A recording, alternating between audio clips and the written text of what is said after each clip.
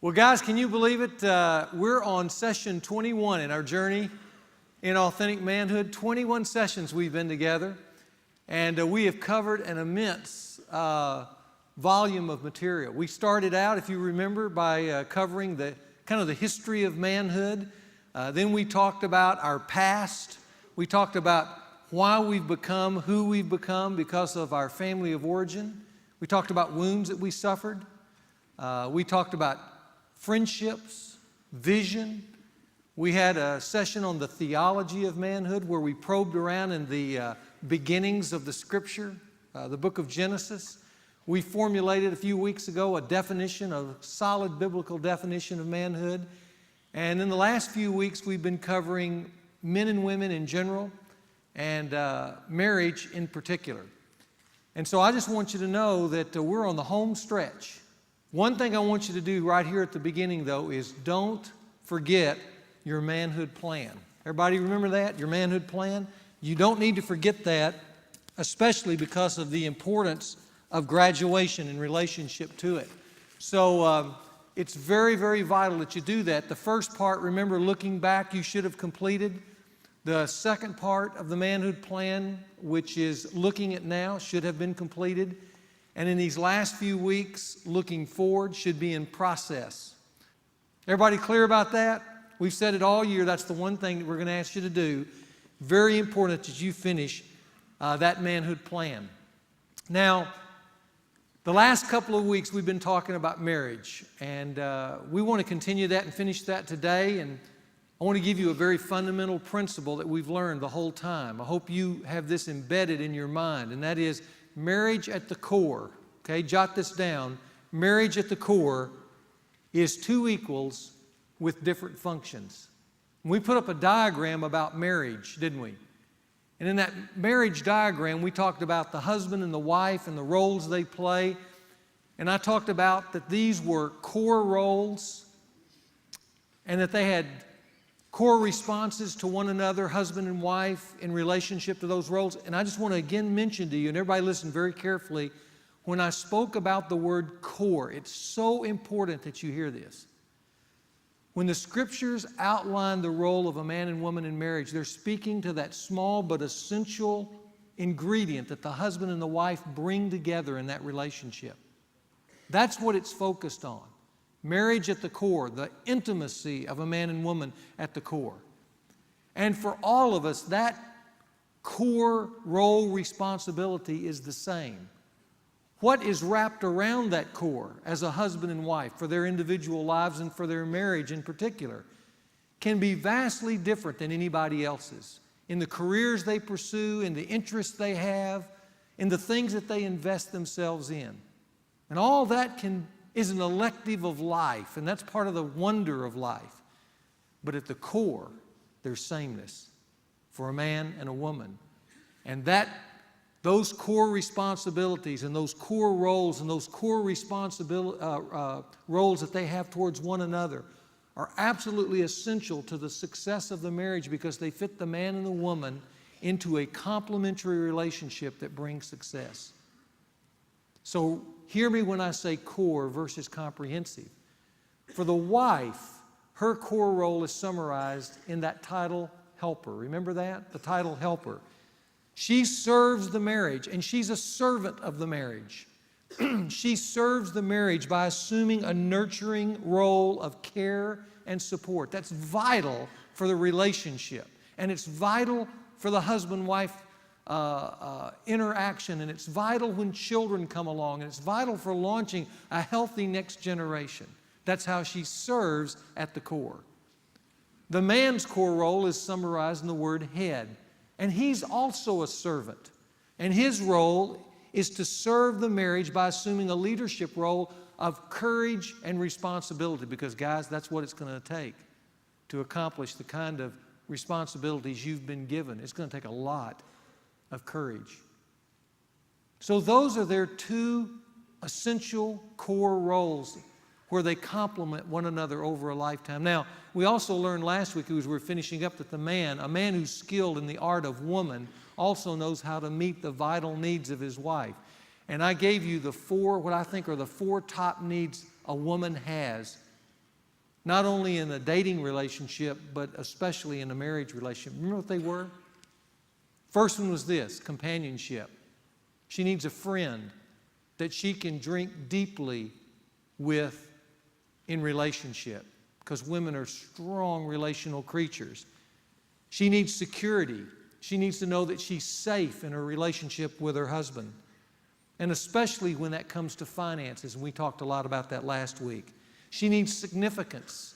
She needs to know that she's valued, and that's why the response of praise and honor in that relationship from her husband to his wife is so important, because the woman in all the small things of the home and family needs to know how essential those are, and then she also needs emotional responsiveness. Women need emotional expressions. They need you to take the time to listen to them, express their world to you. They need to hear emotional expressions, especially the phrase, remember, I love you. And I hope that this last week you grabbed your wife, looked in her eyes and said, honey, I just want you to know, I love you. That's so vitally important to a relationship, these needs that a wife has, that the husband says, I'm skilled at meeting those needs. Now, I could say a lot more about that. I've written a book, Rocking the Roles, Building a Win-Win Marriage. And especially for you younger guys just starting out in a marriage relationship, or you guys in maybe a serious dating relationship, can I recommend this to you and your fiance, or you and your wife as you're starting out? This will take you light years down the road. This fleshes out in much greater detail the things that we've been talking about the last 3 weeks. Rocking the Roles, Building a Win-Win Marriage. Now, saying all that, if we were to reduce all of this down just to a term and defining the man, his relationship to a woman, how he does it, we'd pull it down to just one term, a term that I've defined for you. I'd call the head, or the husband, the servant leader. There it is, servant leader. It's a noble title, guys. And for those men who will assume that title, it creates a noble adventure. But I want to be honest with you, it's an adventure that's both thrilling and terrifying all at the same time. It's a lot like flying a jet plane or being in a jet fighter plane. How many of you guys, if you had the opportunity to fly in a jet fighter today, would do it? Let me just see. Okay. Well, let me just read you the account of a guy who did that. His name's Rick Riley. And he had the opportunity to fly in a plane, and he tells us what it was like, because this is a lot like assuming the role servant leader. He says this: the U.S. Navy invited me to fly one of its F-14 Tomcats. I was thrilled. I was pumped. I was also toast. I should have known that when they told me my pilot would be Chip Biff King of Fighter Squadron 213, whatever you think he looks like, triple it. He's about 6 feet, tan, ice blue eyes, wavy surfer hair, finger crippling grip, the kind of guy who gargles nails. Biff's father, Jack King, was for years the voice of NASA's mission control. Biff was to fly me in that F-14 Tomcat, a ridiculously powerful $60 million weapon with nearly as much thrust as weight, not unlike golfer John Daly. I was worried about getting airsick, so the night before the flight, I asked Biff if there was something I should eat the next morning. Bananas, he said. For the potassium, I asked. No, Biff said, because they taste about the same coming up as they do going down.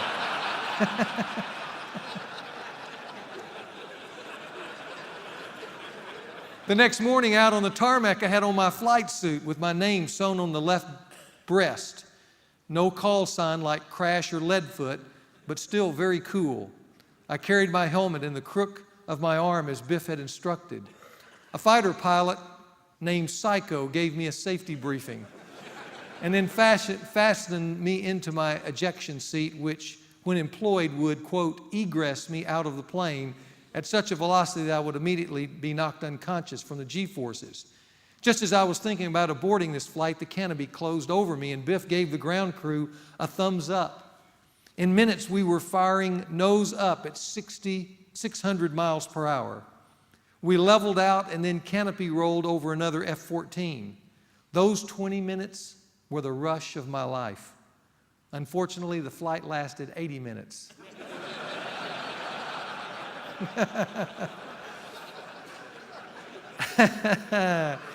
It was like being on a roller coaster at Six Flags, only without rails. We did barrel rolls, snap rolls, loops, yanks, and banks. We dived, rose high, and dived again, sometimes with a vertical velocity of 10,000 feet per whatever.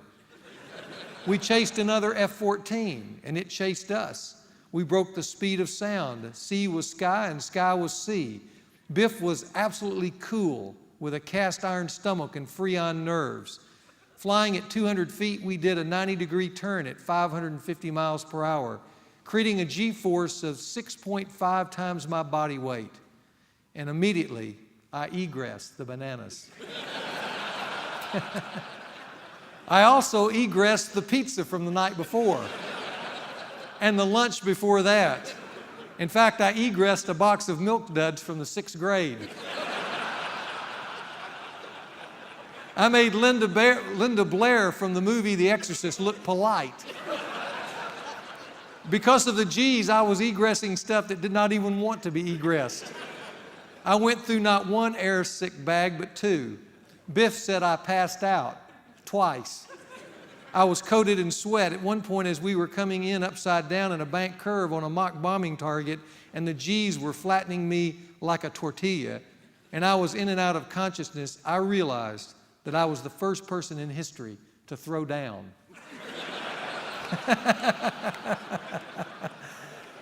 A week later, when the spinning finally stopped, Biff called. He said he and the fighter pilots had the perfect call sign now for me. Said he had sent it on a patch for my flight suit. What is it, I asked. 2 bags, he said.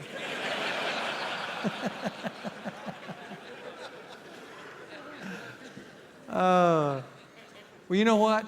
When you begin to think of servant leaders, you look at that term up there on the screen, it sounds great on the ground.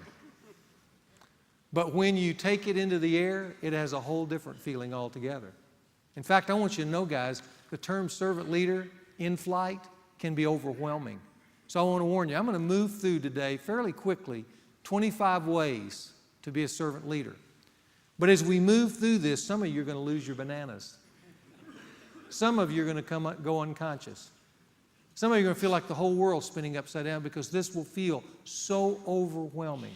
So I have a word for you right at the beginning before we start moving through this list, this detailed list of practically applying servant leadership in real flight. Here's the word I want you to know. What I'm about to give you is an outline for life, an outline for a lifetime, not a to-do list for this week. Everybody get that? This is not a to-do list for this week, so don't get overwhelmed. This is an outline for a lifetime, so you need to relax. Nevertheless, I'm going to take you up for a little test flight run, okay? We're going to get in the canopy, fire up the engines, and take off. I want to give you 25 ways to be a servant leader, practically, in the real day-to-day of life. Here's the first one. A servant leader includes his wife in envisioning the future. It's so important that you men know where you're going in your relationship with your wife. You're not just living in the panic of the day-to-day. So many guys live their married life just reacting to what's right in front of them. But if you are a servant leader, you're taking this marriage relationship and the children that flow from it somewhere. And here's the question: to where? It's your responsibility as a man to work with your wife in formulating a future that both of you are excited about sacrificing for and living for. Now, what that's going to mean is in the day-to-day of life, you're going to periodically have to pull out and get away and sit down and look at each other in the eye and start asking some questions like, where do we want to go in this relationship? What do we want our kids to look like? What are the things that we want to do in this marriage, to have in this marriage, to enjoy in this marriage? That requires getting away and talking about it, because the one thing that you want is not just to talk about it, but to agree upon it together so you can fight for it when you get back home. One of the best little tools that I've ever seen is the one that one of our pastors here, Bill Wellens, wrote, Getting Away to Get It Together. And I'm just going to recommend it to you. It's just a real simple outline of how to have a 2 or 3 day getaway where you sit down and it just lists questions and gives some things to talk about where you begin to shape your future together as a husband and wife. But envisioning the future of taking your relationship somewhere, let me tell you something, guys. That's your responsibility. That's part of flying lead in the marriage. But a servant leader will envision the future for his wife and help work with her to agree together on where they're going. Secondly, a servant leader accepts spiritual responsibility for the family. Did you know if 100 individual kids came to this church, over time about 20 families would follow? Sometimes I'll talk to a couple and they'll say, yeah, our son or daughter came to the church and they got so excited about it, we finally came. But they did a survey and found out if 100 kids, individual kids come to a church, about 20 to 25 families come later. If 100 wives individually came to this church, about 20 families would follow. If 100 husbands individually came to this church, the survey discovered 97 families would follow. Guys, you are the pace setter for your family spiritually. Every once in a while, I'll have an individual talk to me, a man will be talking, and say, you know, my wife, she's the spiritual one of the family. And I have to hold myself back at that point because what I really want to do is just lean forward across the table and go, why? Why? Do you think that absolved you from that?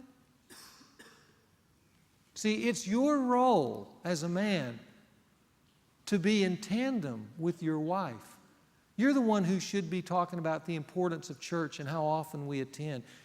You should be one of the ones who has the courage to initiate spiritual discussions.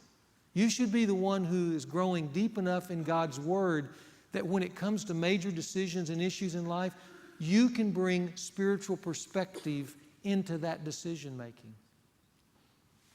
That's your responsibility. It's so important that you accept that responsibility. That's a courageous thing to do. But it's so important that you do it because a servant leader accepts spiritual responsibility for his family. Third, a spiritual leader is one who's willing to say, I'm sorry, and forgive me to his family. I learned this kind of in a hard-edged way when one of my daughters was 10 years old, Rebecca, and I had had a miserable week, and life just seemed to be getting harder and harder. Now, I'm the pastor of the church, and I was in there thinking I was in a room all by myself, and I was so mad I had my briefcase, and I threw it down and went, damn it! And then I looked up, and there's my 10-year-old daughter with her pastor father saying, damn it. What do you do in a moment like that? Because there'll be moments of humiliation just like that for every leader. What you do is you go like I did that day, by God's grace, and you just get down on your knees and look them right in the eye and say, would you forgive me? And you know what they do? They forgive you. And you can move on.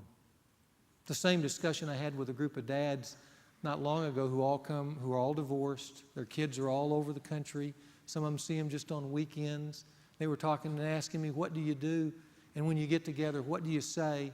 You know, it's so easy to get together and, you know, mom's now at a distance and, you know, it's real easy to want to get into a conversation to justify where you are and what you're doing and why, you know, you are the way you are. And I just tell the guys, listen, you know what the best thing you can do for your child if you're separated like that?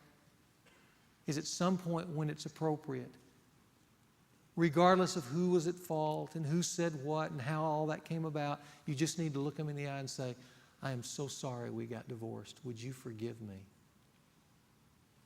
That's what they need to hear. And a person who is pursuing servant leadership will use the terms frequently, I'm sorry. Will you forgive me?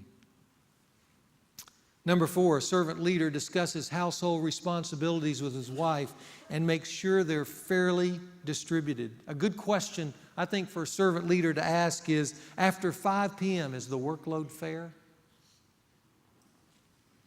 Because it's real easy for a guy to think that when he comes home, the day is over. No, is the workload fair? That's the question he needs to be asking. And over time, there's going to be the need from time to time to reassess who does what around the home, especially when kids come along. And when the kids get old enough, it's good for them to take charge of their responsibility to the home as well. 5th, a servant leader seeks the consultation of his wife on all major financial responsibilities. Don't surprise your wife with that new car without her knowing about it. And worse, don't surprise her with the new bass boat.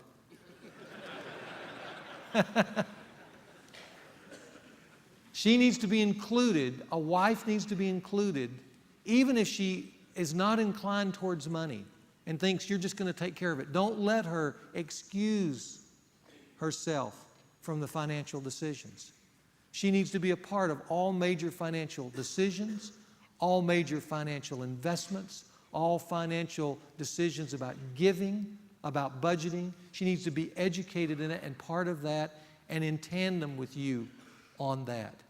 It really would be good and excellent for every couple to have established some, what I think are some sound biblical financial principles as well. So when they are making those decisions, they have some common ground on which to have that particular discussion. But a servant leader will always include his wife on all major financial decisions.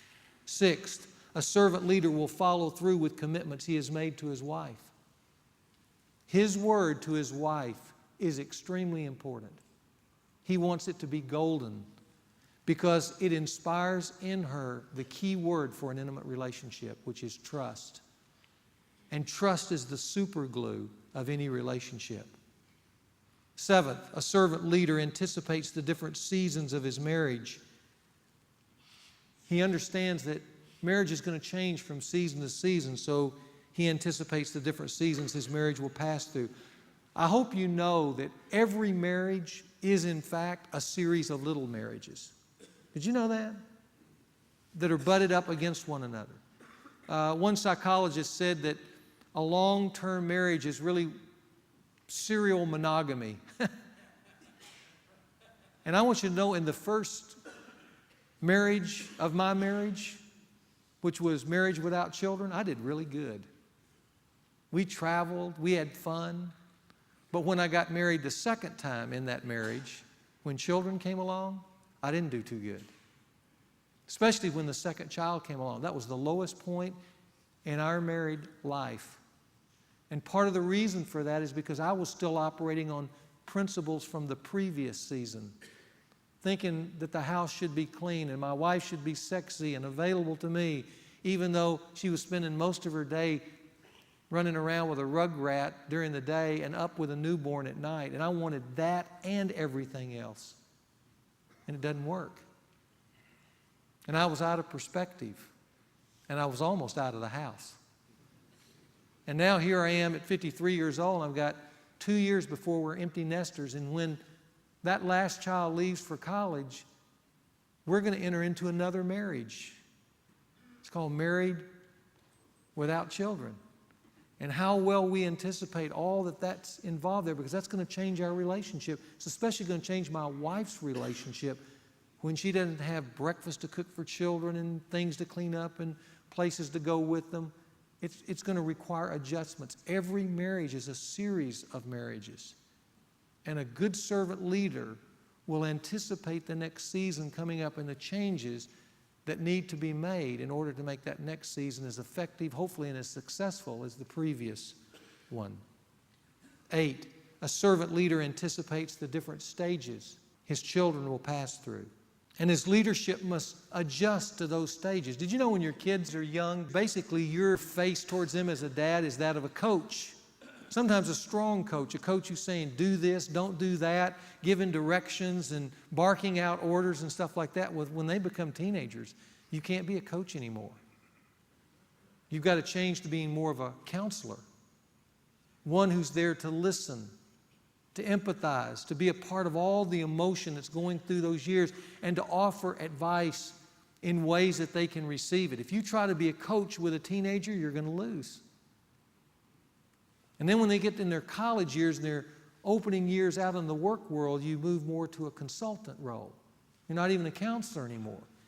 Consultant is somebody who is invited in, doesn't butt in, gets invited in to give information, right? And that's your new face for a season. And hopefully if you navigate that well as they move into married life, then you move from a consultant to a colleague, a trusted friend. But a servant leader looks at his children and he understands that there's a real skill involved in interacting with the children that have been entrusted under me. Ninth, a servant leader frequently tells his wife what he likes about her. That's one of those small but what I call high-octane skills that a true servant leader possesses that elevates his game. I love basketball, and one of the moves that I love in basketball most, there's only a few players who do it really well. Magic Johnson was probably one of the best, is the no-look pass. You guys, don't you love a no-look pass? A guy driving into the lane and just dishing it unexpected to a guy right there into the goal where he can score. You know what the no-look pass is for a servant leader? It's when out of the blue he turns to his wife. Just out of the blue. They might be walking in the mall, or she may be there washing the dishes, and he just comes and puts his arm around her and says, "You know what I really like about you?" And then he tells her. Now let me tell you, that's the no-look pass of marriage. And a husband, a wise husband, is one who possesses that finesse in relationship to the woman he loves, and that just gives life to her soul. 10th, a servant leader provides financially for his family's basic living expenses. We talked a lot about that last week, so I'm not going to cover that anymore. I just want you to know it's so very important that a wife knows that she's safe financially with a man. And when she feels that, she admires and trusts him and gives him that admiration which he desperately wants for his life. When he doesn't do it, he can sense it in her face, and it hurts him. I'm not living up to your expectation. 11, a servant leader deals with distractions so he can talk with his wife and family. He can have real interaction, which means, and guys, this is the big challenge, it means you need to initiate some TV-free evenings. I told you you'd lose your bananas, didn't I?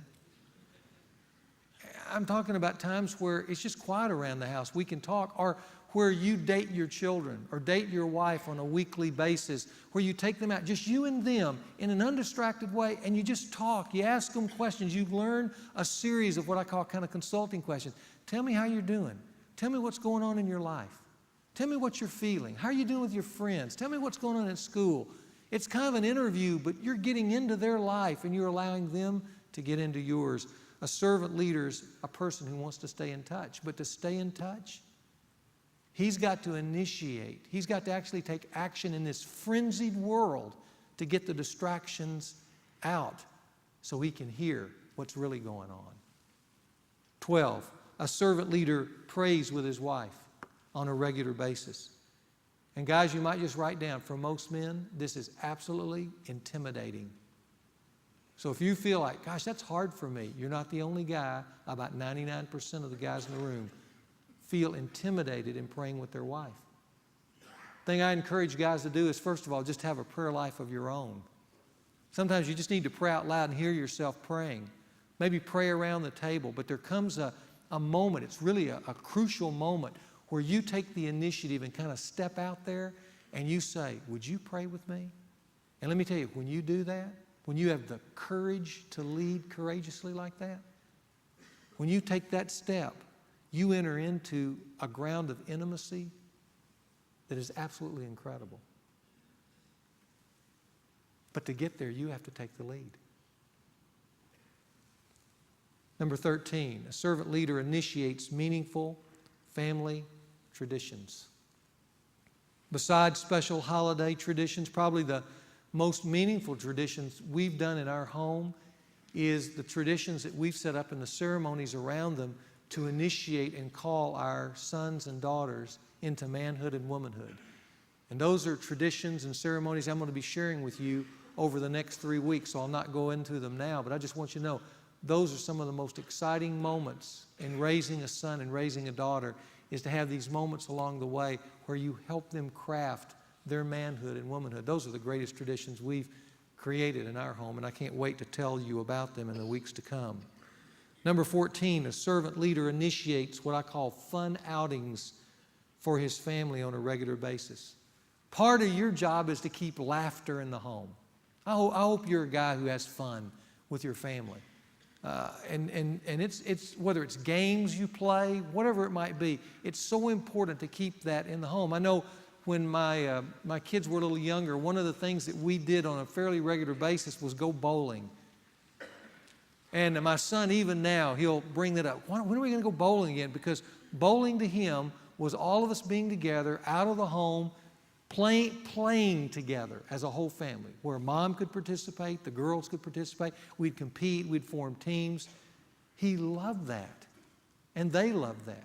And we still have stories about those kind of things. But it's important to do that, to keep fun in the home. It's also important, to create these great memory adventures of fun. When my mom died a number of years ago, she left a little small inheritance to us as a family. And I remember when I first got that, one of my first thoughts was that, we could maybe pay off some bills or buy a new car. At least that's what I was thinking about initially, something real practical like that. But what I did is I got the whole family in here and said, we've got this from Mom. This is what she left us. What would you all like to do with it? And we talked about that. And eventually we settled on taking all that money and just taking the kids to Europe. They'd never been to Europe. And just spending it all on 2 weeks of fun. And I can remember standing in Paris with my son watching the Tour de France, the last part of that race. And just thinking, we're making memories for a lifetime. And it's still one of the things they remember. They talk about walking through the Louvre and, going through Switzerland and climbing mountains and taking that train ride through the Alps and all that. And I'm so grateful to my mom for having provided that. But it was a fun outing that made a mountainous memory for a lifetime. That's part of what our job is as servant leaders. Number 15, a servant leader takes the time to give his children practical instructions about life, which in turn give them confidence with their peers. Guys, listen to me. Don't let your child guess at life. Don't make them guess. It makes them feel foolish. You need to teach them basic things, and sometimes we forget that they don't just naturally pick up the basic things. You need to teach your son how to tie a tie so it looks good. So when he's at school, it's not hanging off his neck and guys are making fun of him. You need to teach him how to dribble the basketball. You need to teach them how to fill out a checkbook. You need to teach them how to change their oil and inflate their tires. You need to teach them how to write nice thank you notes to people who do things to them. You need to teach them how to give a handshake so it feels firm. Those are just basic things. How to make up the bed where it really looks good. How to care for an animal if they have a pet. How to interact with a woman, how to call them, what to do when they're on a date. Those are kind of just simple things, but you know what it does? It takes the clumsiness out of life and it inspires confidence rather than anger and frustration. And that's part of being a dad. It's part of being a servant leader. Number 16, a servant leader manages the schedule of the home and anticipates any pressure points. And by the way, in the frenzied pace of the 21st century, that in itself is an unbelievable challenge. Number 17, a servant leader keeps his family financially sound and out of harmful debt. Do you know the number one cause of marital difficulties is finances? It's one of the primary causes of family breakups is around finances. So this is a big, big issue. And I remember when I was first married, and I didn't have a clue about how to be married. But I do remember an older gentleman in the church that I was attending at the time, who I respected, knowing I was going to get married, came up to me one day and said, "Hey, I got a piece of advice for you when you get married." I said, "Great. What is it?" He said, "Stay out of debt." And I held on to that all the way through my early years, especially when I was in seminary, when we had very, very little to draw off on. One of the things that we committed to, that we were not going to go into debt. And that has, listen, that has blessed our marriage. Now, I know there's places for appropriate debt. I'm talking about harmful debt. And for you young guys who want it all by the time you're 25, you're going to have it all and more, but you're not going to like it. Okay? So I just want to encourage you as a servant leader, don't get into harmful debt. That means uncontrolled spending. There has to be reins on that. There has to be reasonable objectives. Over time, life will provide for you a lot of wonderful things at the appropriate time. Don't overspend to get them at the inappropriate time. That would be my encouragement to you as a servant leader. Number 18, a servant leader makes sure he and his wife have drawn up a will and arranged a well-conceived plan for their children in case of death. Do you have a will, guys? What would happen to your wife and children if you were to die today? Let's say you were pulling out of the parking lot and you were killed. What would happen to them? Do you have a plan? Is it well drawn out and clear? And here's probably the best question. At the funeral, after the funeral's over, your wife is leaving, or your wife and children are leaving, with what you've left them, would they say thank you? That's what I mean by a well-conceived will. Number 19, a servant leader lets his wife and children into the interior of his life. You know, one of the best ways you can let your children into your life is tell them stories. Tell them stories of, make it fun. Tell them what you did when you were growing up and make it into a story. That lets them get to experience you when you were young. You know, my kids love to hear me tell the crazy things that I did growing up. You know, when we're at the Holiday Inn in Ruston, Louisiana, they walk over there and they go, "Dad, is this where you went skinny dipping when you were in high school?" Because they remember me telling that story. And they said, "Boy, that was stupid because the office is only 15 feet away." And then my son says, "No wonder you were arrested." Yeah, I was. But tell them stories. Share with them. Interact with them over your life. And open your heart to your wife. Ask yourself, am I telling my wife what I'm feeling? See, if you don't, they'll sense it, because men have a tendency to take their feelings and go into their cave and just stay there. And the wife is left guessing. And what that creates is distance between you, when what she needs is for you to come out and share your heart. Number 20, a servant leader honors his wife often in public. It's another no-look pass when a man builds up his wife in front of others. You know, on our 20th wedding anniversary, right here on this stage, I did something that made a great memory in this regard. It was at the end of the church service, and I was preaching on something, but I surprised my wife by having her come out of the audience. She didn't know, and come up. And there on our wedding anniversary, I had framed a poem that I had taken a half a day to write about our life and about how much I loved and admired her. And in front of the congregation, I read that poem. Now, here's what I want you to know. The frame cost me $25. The poem cost me about 3.5 hours of my time. The moment was priceless. And it still is. it's still there hanging on our wall. And that's what I want you to know. That's what a servant leader does. He honors his wife. And one of the great no-looks you can give to your wife is be out with a group of people and just drop a compliment about your wife in front of the others. Doesn't my wife look wonderful tonight? You know, my wife is one of the kindest people I know. Look how pretty my wife looks here tonight. When you do that, you invest gold into the relationship. Let me encourage you to do that and be a skilled servant leader. Number 21, a servant leader explains sex to his children in a way that gives them a wholesome perspective. Years ago, I bought the Jim Dobson series, Preparing for Adolescence, and it talks about friendships and emotions as a kid's going through puberty. One of the sessions there is about sex.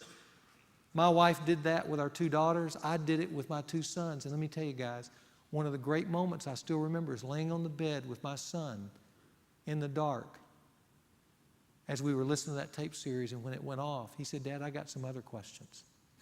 And we had the opportunity to talk very intimately at a very critical time in his life about the sexual experience and the differences between men and women and what that meant and how to hold it sacred. And the taking out the physical myths and putting in solid physical truth. It's a wonderful thing for a dad to do that, but that takes courage and it takes time. You know, those tapes, that was once a week for 7 weeks to walk through that with my son. But it's what a dad does when he's a servant leader. Number 22, a servant leader encourages his wife to grow as an individual. From time to time, he'll ask her, "What else would you like to do with your life? What are your dreams?" And he lets her express those, and where he can apply applications, he does. He tries to make a lot of those dreams her reality, because part of your role as a man is to help your wife to become all that she was meant to be. Number 23, a servant leader takes the lead in establishing with his wife sound, biblically supportable family values. This kind of goes along with envisioning the future. But what are the values that you hold together as a husband and wife? You know, that may sound easy, but it's hard. What are your common values about money, about marriage, about God, about life in general and the issues about life, divorce, alcohol, debt, those kind of things? You know, it's really important that 2 agree, because the Scripture says unless 2 are agreed, how can they walk together? I tell you, the big kicker is when you ask the question, what are the specific values we want our children to leave home with? Can we articulate those? They're driving away for the last time into life with what values? Can you name them? The ones that you really want them to hold on to? See, you need to be specific and clear about those, and a husband and wife need to agree upon those in order to be able to deposit those, not only in their own marriage, but in the lives of their children. Number 24, a servant leader joins a small group of men who are dedicated to improving their skills as a man, husband, and father. And guys, you can check this one off because you're doing that right here, so congratulations. And then finally, a servant leader provides time for his wife to pursue her own personal interest. The reason I put that there last is because we all need our space. But here's a good rule of thumb. Whatever space you provide for yourself to pursue your own interest, your wife needs equal time to pursue her interest. Now, those are just 25 specific practical things to be a servant leader. There are probably more, but those are the ones. If I had you just individually and we were just sitting there and you're saying, "Well, tell me how to do this," that's what I would tell you. This is what it means to be a servant leader, and it's both thrilling and terrifying, isn't it, guys? And so you've taken this initial test flight, so what do I call you? 2 bags? Let me just tell you this. Remember, we're talking about an outline for a lifetime. Everybody look up at me, and Bill will finish us out here this morning. If you will look at these things and consider them and apply your own life to them over the years to come, and you stay with it. You stay with it. I have a promise for you. One day in the mail, a patch is going to arrive for your flight suit.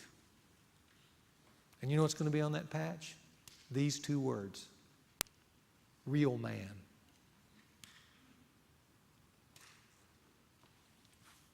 And it'll be deeply satisfying. Next week, we're going to talk about how to raise a son into manhood.